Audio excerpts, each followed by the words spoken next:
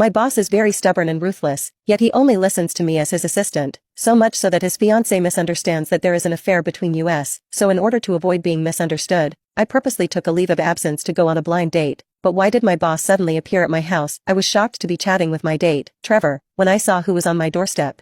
Mr. Blackwell, what are you doing here? Is something wrong? Oh my god, was the company collapsing while I was out flirting with Trevor? He tilted his head and looked at me.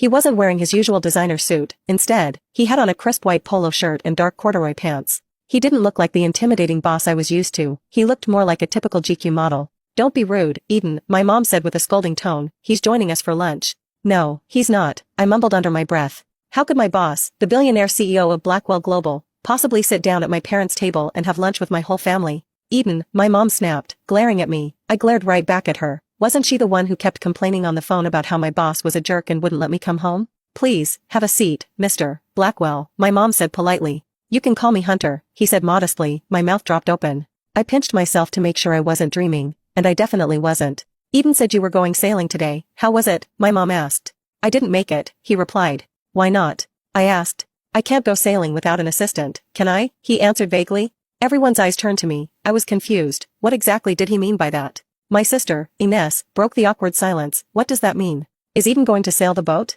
To be honest, I didn't do anything when I was out on the water. I just found a quiet spot and played Candy Crush on my phone. I didn't understand why he insisted I had to stay with him the whole time. I'm starting to think you just like giving Eden a hard time, Ines continued politely. Ines, I whispered, warning her. Giving her a hard time? He asked. Yes, if we didn't stick to our plans, she would have missed the family's annual lunch just because you wanted her to hang around like a decoration on your yacht. But she's not on my yacht now, is she? Do you know why? Ines looked at me curiously. I swallowed hard. My family had no idea I had never once said no to him. I've always been a coward, never daring to turn him down, so I always complied whenever he called me. Ines and Reese are engaged, Ruby blurted out, breaking the tension at the table. That's so exciting, everyone said, congratulating her, except for my boss, who was still staring at me. I thought about sneaking off and escaping to my apartment, or anywhere that didn't have this suffocating atmosphere. I turned my anger toward my mom, blaming her for inviting him in, and then at Ines, cursing her for being a damn chatterbox. I planned to give her a piece of my mind later. Her stupid questions might cost me my job.